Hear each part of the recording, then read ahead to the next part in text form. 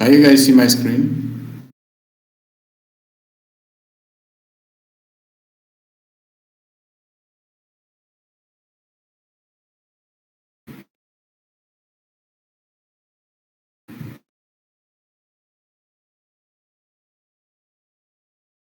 Okay, we're going to record it. It's going to be recorded. No problem. Or can you see my screen?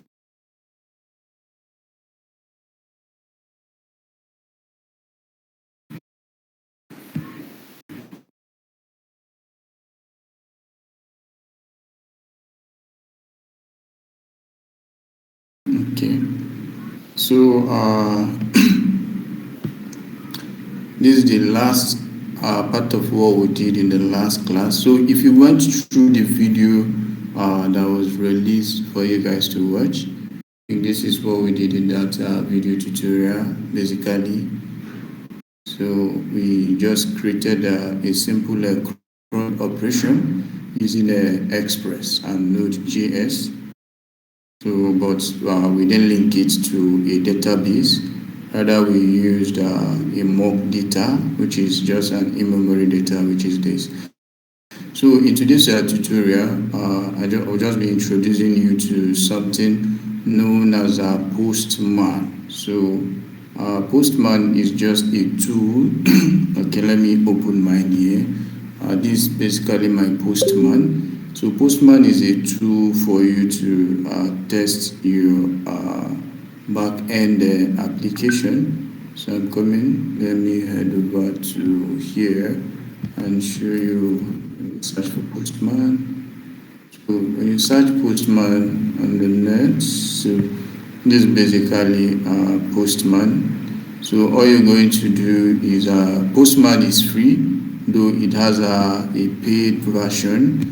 So, but of course, I'm using the free version. So if you look at it here, these are the pricing. So basically for you now, I don't think you should go for the paid version.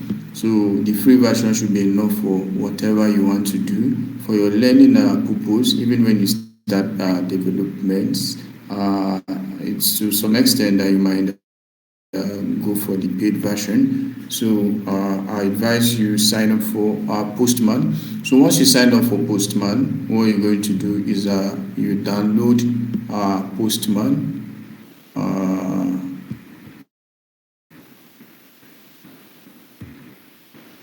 So you go over here. You can download for the system you're using. If you are using a Windows, if you are using a Mac, if you are using a Linux. Of course, I'm using Windows. So what I'm going to do is click on this download button here. It will automatically download the Postman for me. So you see it here, downloading Postman. So the download is in progress. Just waiting for download here. Okay, this is it here. So I'm using a 64-bit operating system. So I click on this here now to get my Postman ready. So it is downloading here. So once the Postman has finished downloading, all you are going to do is just to install it. So basically when you install your Postman, this is just the interface, the way the interface is going to look like. So here, okay, we'll just let me open mine so that you see it clearly. Although the download is going to take some time, so let's just quickly go into something else. So let me open up the last class, because this is what we're going to be using for some tutorials. So let me go over this again in case you didn't finish the tutorial video, or maybe you finished it but you just need a refresher on it. So this is basically what we did. These are the packages that we installed in our Postman. These are the packages that we installed in our Postman. So over here you have a course, you have an Express, of course, which is a Node.js framework. You have a Morgan and you have a Node1. So Morgan is just for our logger. while node just help us to restart our application here. Start just starts this. Node mod is that once there is a change on your file, you don't need to run npm start again or node index for your application to come up again. So after doing that, this is where we required our express application. This is where we required our course and our Morgan. Then we have to support and then initialize our application here. These are middlewares that we need to call so that we'll be able to use them. This express.json so that we can return JSON response in our request.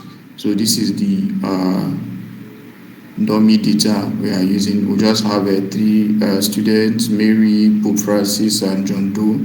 These are the very three students we have in our mockup data. With back, there are various tracks: the backend track, front end, and the visual design class. So this is the get request here. These are the requests we have. So over here now we have the base request, which is the base URL. So once you hit this particular URL now, it's going to show that the application is working, and also this is where we'll configure the port that the application is going to be listening to, which is port 3000 being declared. This is where we declared the port. So I think basically, let me just run this. Let me get it to npm start. So I'm using npm start because of course I declared the script here. This is it here. So if you didn't define or declare this script here, basically what you're supposed to do is node index.js. That's what you have to type here, and your application will come up. So you can see here it's telling me that I've started on port 3000. So basically our application is up and is listening to port 3000, which is the port that is declared. So let me check. Okay, our Postman is still downloading. So the Postman is still downloading. So basically I have a Postman installed, but I just want to walk you through how to install a Postman in your system. So what we'll do is that we'll just continue with the class, and once we get everything in order, once our Postman gets downloaded completely, then I'm going to show you how to install it on your system as well.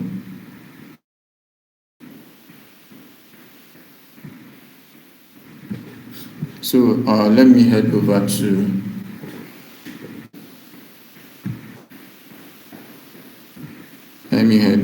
the Postman. So once you open your Postman it's not even might, except you've been using a Postman previously. Your Postman is not going to look exactly like my own because I've been using a Postman for some time and I have some files. So I have some files that are open on my system. So please, if you can't hear me or you have any question, you can drop on the channel so I need to be carried along. So this is the Postman opened. Okay, it's still downloading. So once it's downloaded, I'm going to just. So here is if you look at this place, these are collection. These are files that I've worked on. These are files I've worked on. So let me just open this. This is a police file. These are the posts, the requests that are inside this category. So I think this particular file, okay, this is hosted on Heroku. This one is hosted on Heroku. So we can test this. So let me just run the get request on this and see.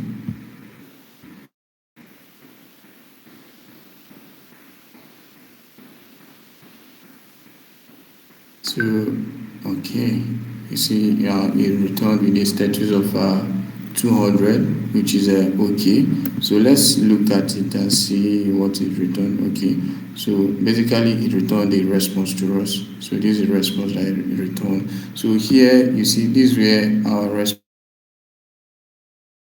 to see if, let me just reduce this. So of course we don't have this endpoint there, and so you see 404 not found. So this is an error message that is going to be thrown. So let me go back to this. So what I want us to do here, let me just explain these things. Home is your home page. So when you initially after installation, it's going to bring you to somewhere like this. So this already.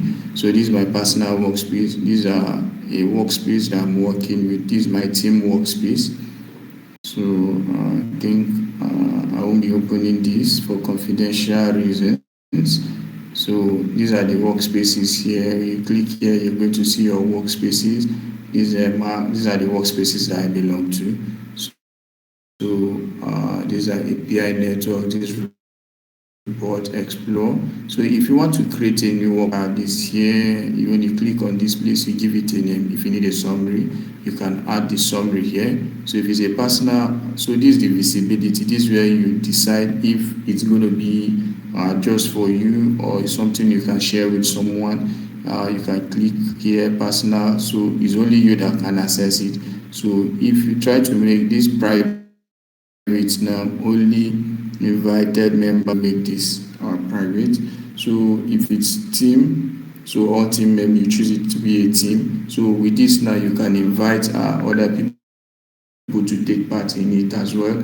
So we'll have a public here. If you make it public, everybody can see it. So you say all data in the workspace will be made public, so everybody can see it. So once you set all these things here, you provide a name and a brief description or summary, then all you have to do is you click create. So this button is disabled because I didn't put anything here. So of course I don't want to create any workspace again, so all I just need to do is cancel. So I cancel it out. So here, so let me go back to my normal workspace, which is my personal workspace. So inside this personal workspace here, so these are collections. Collections are just basically all the requests I have made and bundling them together. So why we group these things into collection is so that it will be easy for us to come back and look at it or maybe walk over. So just imagine if I have not grouped all these things now and I open up this place, here will be messed up. I won't know which, it will just be something like this. So now we are looking at these are requests that I have API calls that I've made so far. So looking at elections here, I won't be able to know which request is which. So but with this now, I'm able to come back here and say, okay, today what I'm going to be working on is this able library management system, and of course I just open it. Okay, these are the various requests that are here. I know that when I open this particular folder here, this folder here, all the requests here is for the users, and also all the requests here is for the admin. You see the admin author endpoint, user endpoint, book.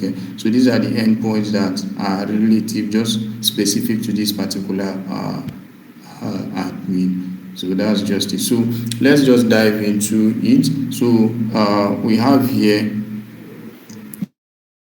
our own API that has been created, which we are going to be working with. So let's just call this okay, can you just suggest a name we'll give to this collection, and we'll move ahead. So just type the name on the channel. So we'll just name it. So one of you can just suggest a name on the channel. Just type it on the room.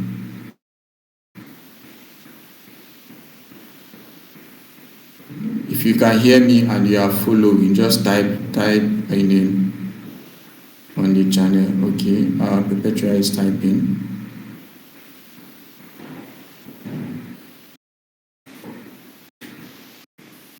So let's use your name, sir.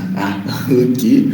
Perpetua said I should use my name. Okay, so let's head over to Postman. So here now, because I already have some collections here, so I'm going to click on this plus sign here. So you click on this plus sign here, it will give you to bring you to this particular page here. So this is a new collection, so we want to give it a new name. So Perpetua suggested that I should use my name for it.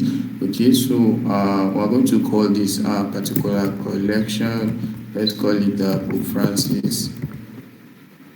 So we'll call it Pope Francis and click enter.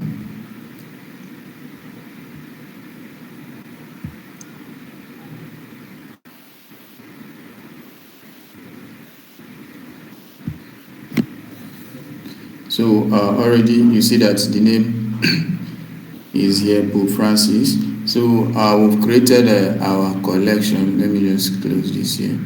So this here, let's search for Pope Francis. So this Pope Francis. So you see that you don't have any request. You don't have anything here. So this ellipsis here, when you click on it, it's going to bring you up some options here.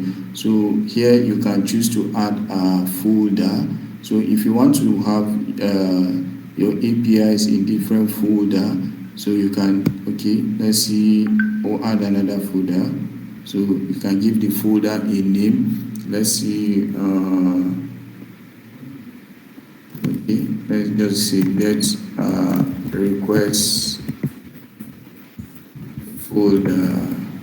So just give it a name. So we've created a folder inside this place here now. So for us to add a request to it, so of course this ellipsis, when you click on it, you see options. You can edit it, you can add a request, you can also add another folder inside it, you can view documentation. We'll talk about that later. Then you can rename it or duplicate it as well. Maybe you want to duplicate what is inside it, you click on duplicate, it will duplicate it for you. So but let's just add a request here. So we'll click on add request. So this is the request here. We can give it a name. So so let's get the base base URL requests. So our application is running. So here it is running on localhost 3000. So it's running on localhost 3000. So let's set this is working. So which means our application is live and the request returned a success, which is a 200. Okay, so now we've made this request. So now you can see here, this is an option to save this particular request here. So we want to save this request. Now what happens is that if you don't save this request, of course when you come back next time, you won't be able to see this request. So when you click on save, it will save the request for you. So even after today, once I open this Postman and head over to this collection, which is Pope Francis, immediately I open this base URL. Okay, just a basic example is this here now. Immediately I clicked on let me use add, which is a push request. So as I click on this now, you see that it populated the URL for me, and here of course it has the data that I'm supposed to post. So because I saved this particular request, that's why I'm getting this. So if I didn't save it, it's not going to populate it. I'll have to input all those things again. So that's it for that. So here, this is an invite. Here you can invite someone to work with you on this particular project. So when you click this now, it will ask you to input the name or email. That's the name if the person has an account on a Postman, or you can just choose to send a request to the person's email. So at this place here now, you are free to choose the role you want the person to play.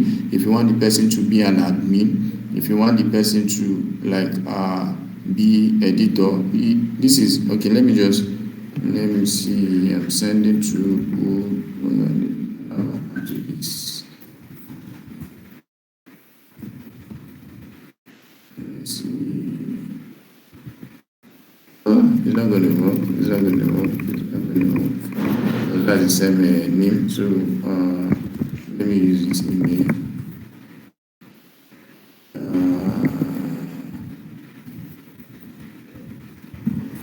So if I'm sending to this particular person now, popfrancis@gmail.com. So I have to select, say, available only for professional and enterprise. Okay. So because this is a free plan, so anybody you are sending to also have an admin role. But if you are working with the paid plan, so you have the option to choose either the role the person is going to play.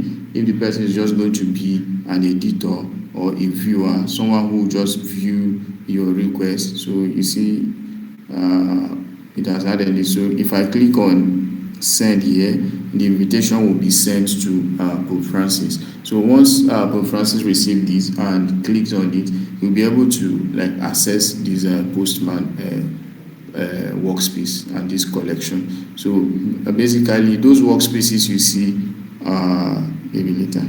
So those workspaces you see here, this is how I got the invite, and also I sent to some other people that I'm working with.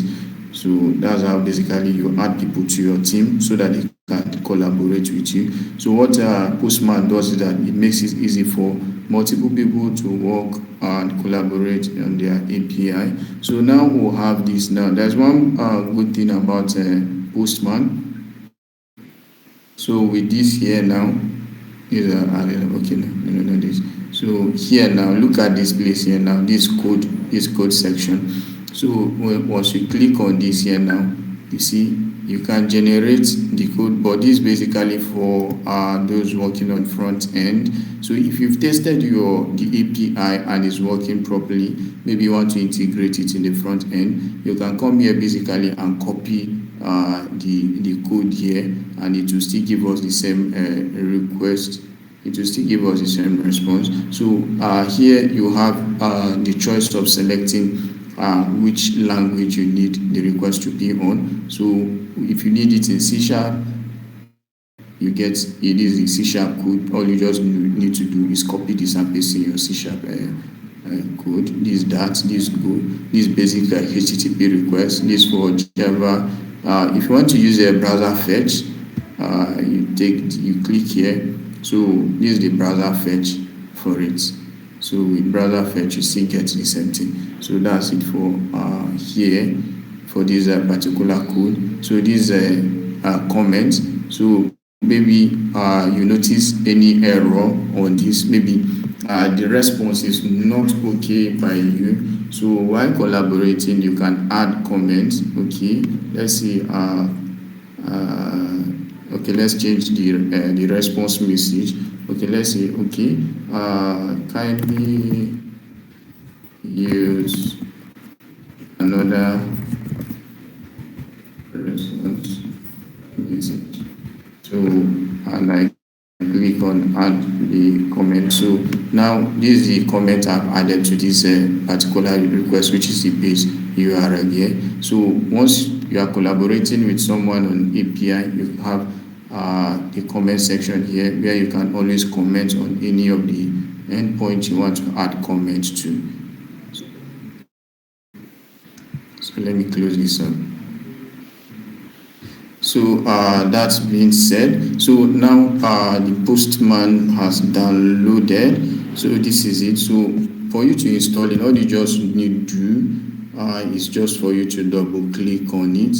Of course, you should know how to install applications, but I just want to walk you through on it. installation field. Yeah. I already have this installed, so that was an error while installing the application. It's set up for using blah blah blah. So once you double click on it, you just follow the prompt, and of course you get it installed on your system. So that's just basically it. So now let's go over this and see how we can use it to like test our application. So now we've tested the base route and we'll see that it's working properly, it's working very fine. This is the response that we want it to return to us, and looking at it, we'll see that it responded. It gave us that particular response. So now let's check the get request we have here, which is to fetch the student. Okay, there's something again I just want to show you. So when you go to your Postman, wow, my Postman was terminated. Why? The Postman and the shortcut reflected has been changed or moved. Wow, because of that, my Postman is no longer working. Okay, let me see if I can use it online. Yeah, let me use it online then. So,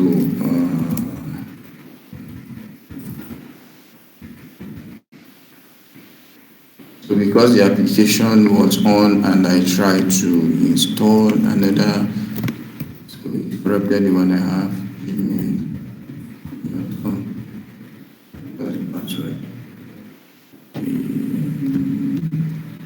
Okay, let me just sign in with Google.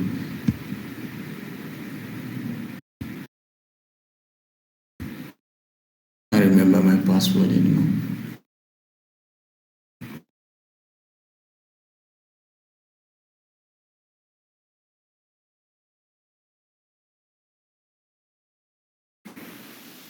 So you can use Postman, the desktop version, or you can use it online.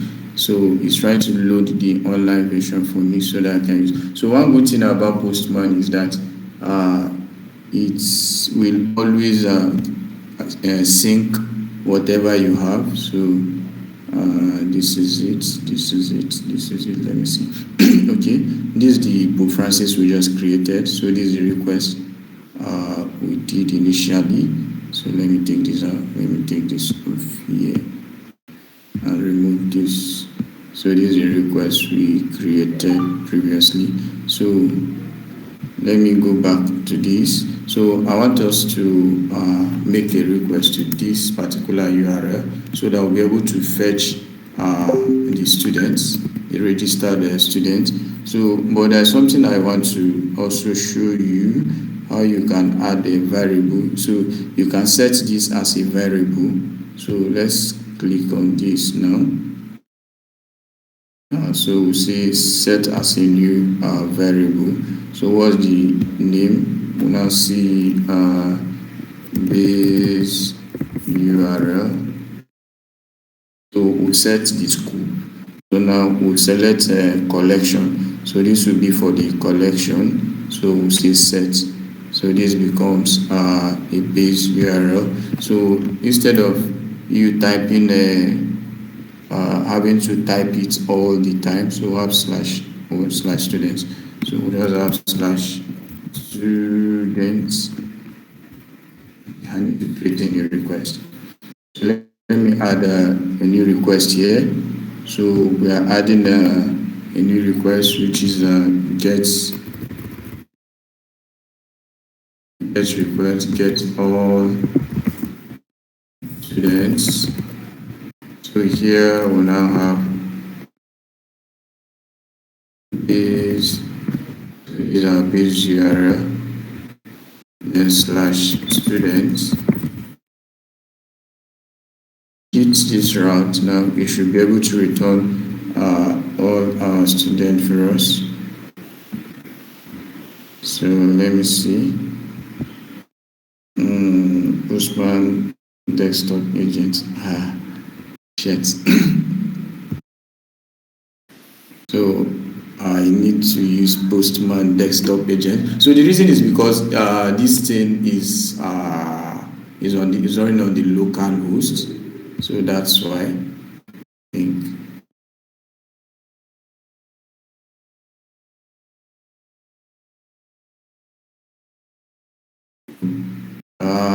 So let me use the application that is online already. So let me use list file. So here, this is where we make our get request.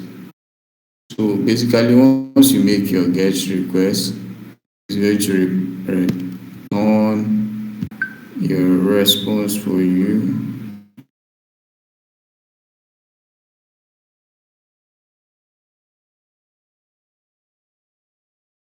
Stop agent is unavailable.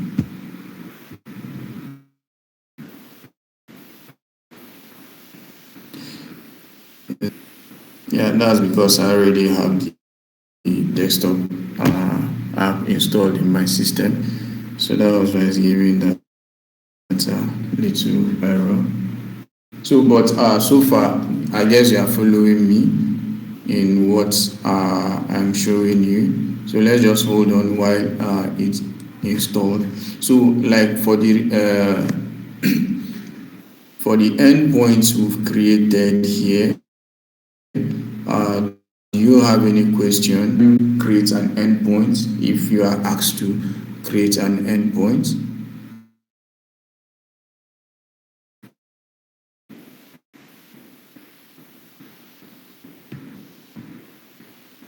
So on the channel or the rooms, so that I answer your questions.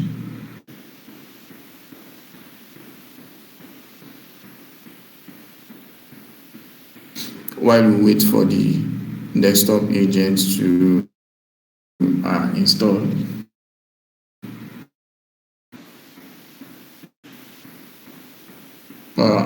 Adewale, are you? So what about you, Perpetua? So let me just check if this is up.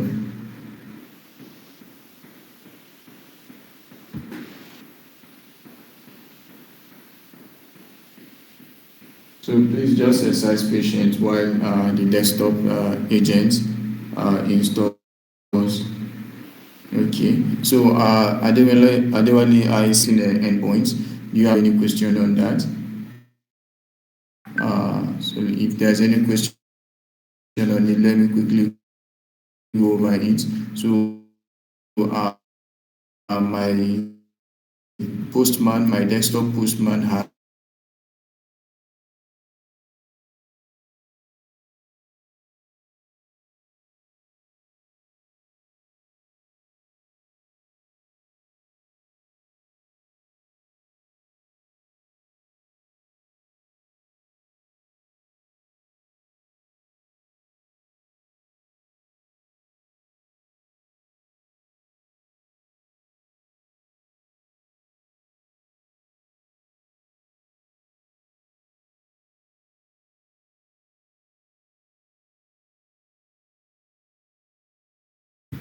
I'm actually explaining what we did here.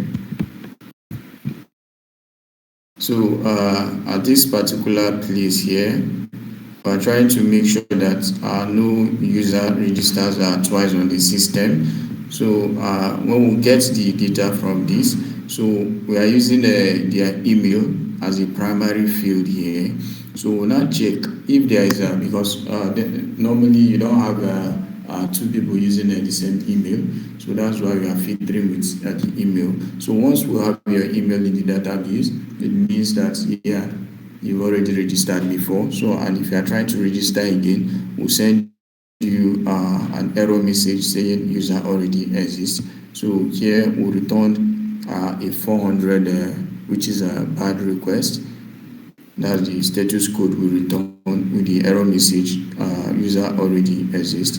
So but if the user is not in existence, of course we'll create a new user and also push it up, which is added to the database. So because we are not using a database, we are not connected to a database. So but we are using this dummy data, which is an array of students. So what we'll just do is that all, what we'll just do is that we'll push the new student object that is created. We'll push it to the array and display this message. Registration was successful. Then we'll display the details of the student. Now just registered. So here this is a get request, and this request here is just to get a single student. So getting a single student using the email parameter here. So once you go to the URL, so here basically the URL will be something like this.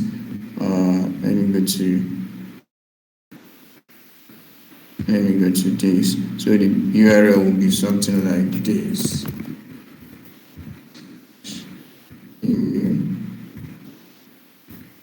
So here is the path variable. So it actually created the path variable for you here. So you can add the email here. Let's say book at gmail.com.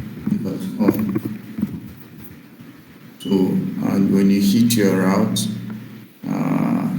so it's not going to go because this has been disabled and our network is sluggish.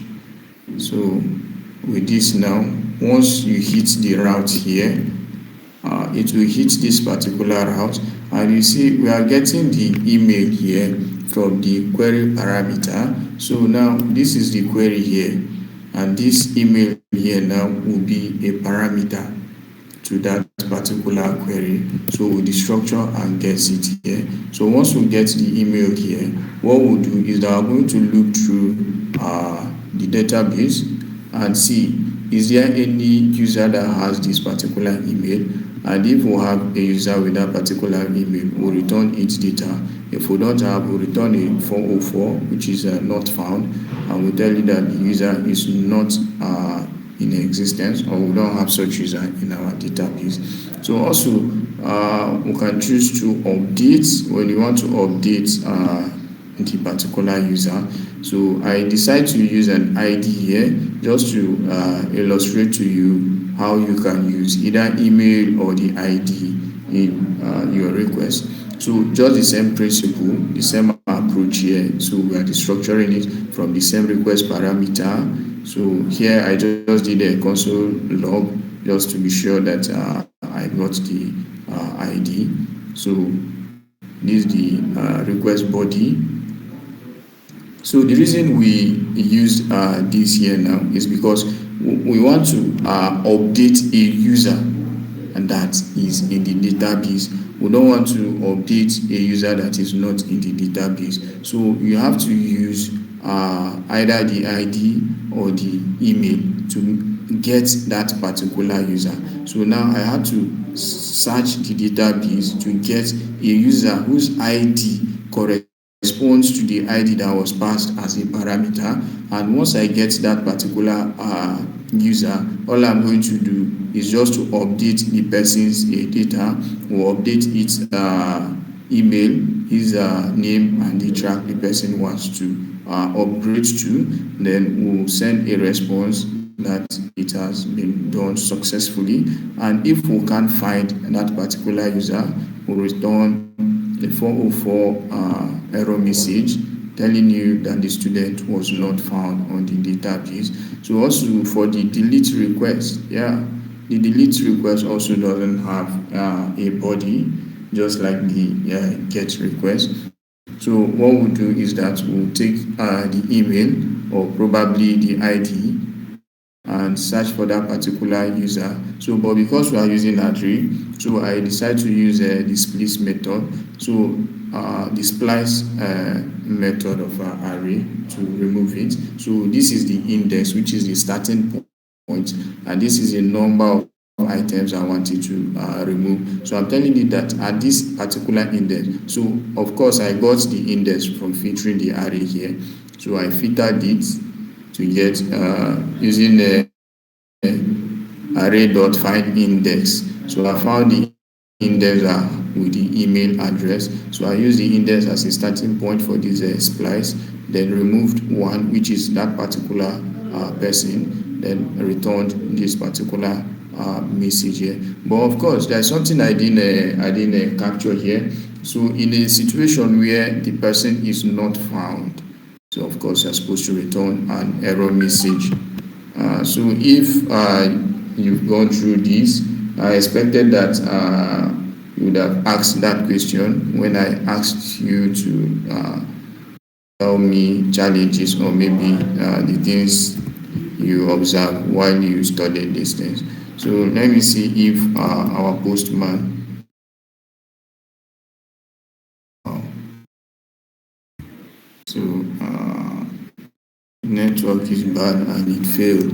So I think I'll just use what I have here to explain these things to you. So let me open the previous request that I have, which is this. So basically this is the post request. So within a post request, this is the body. You have a body. So if you are making a post request, this is where you select the HTTP method you are actually working with. If it's a get, you select. If it's a post, if it's a put, if it's a patch, delete, copy, head, and options. So these are the methods that we have. You can scroll down here, then you see them. So for this is a post request. So I've selected the post request, and the post request normally has a body.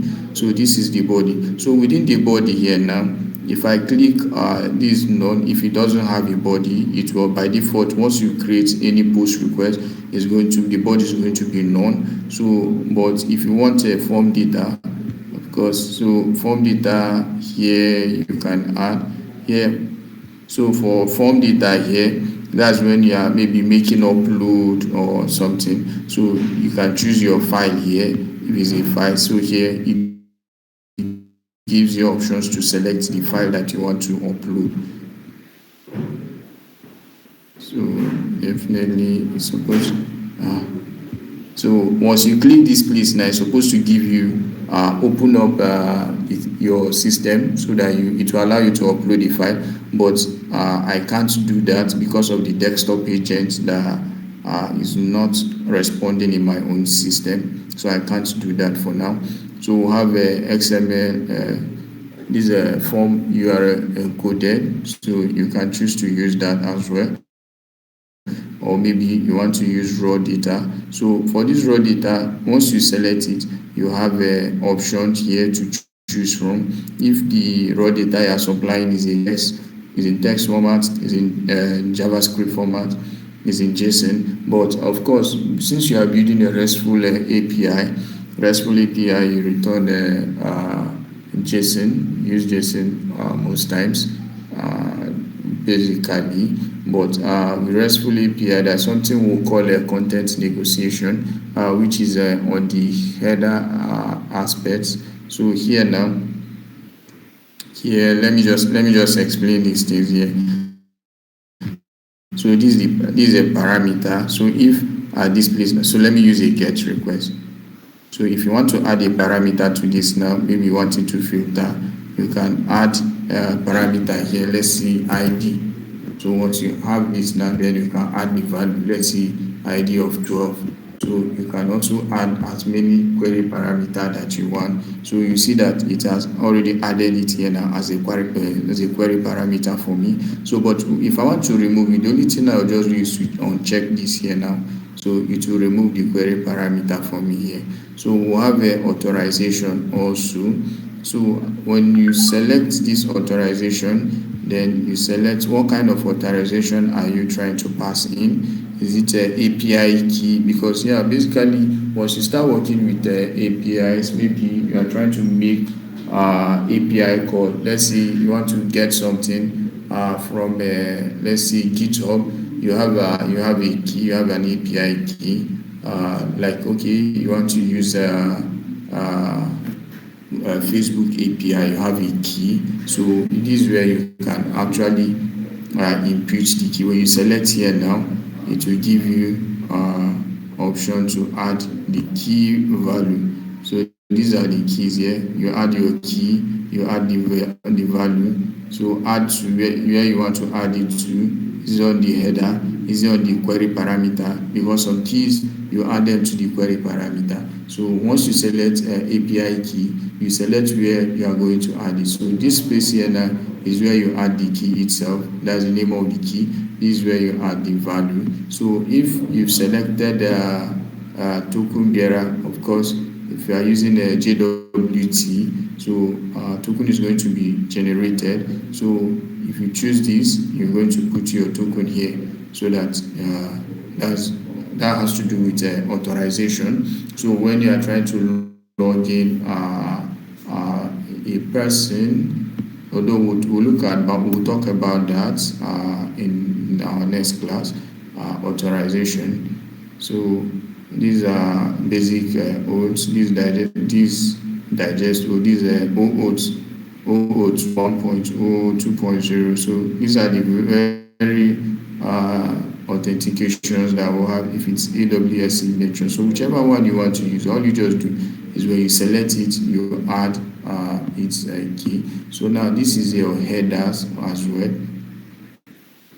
So let me bring this down. So this is your header. So at the header here, you can choose to add your content negotiation using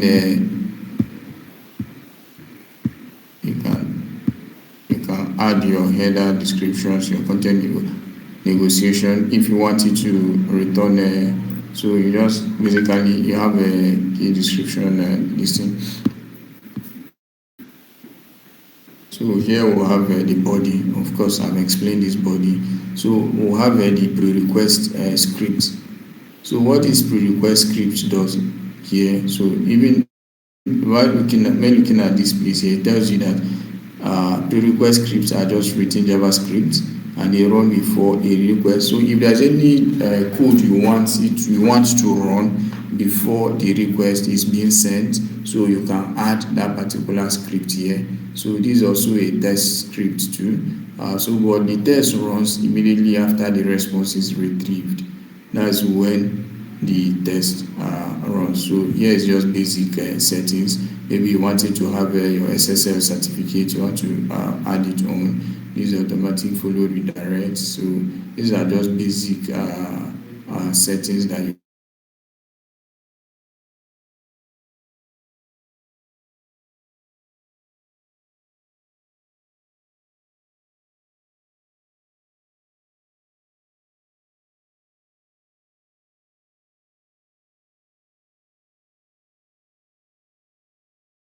can do.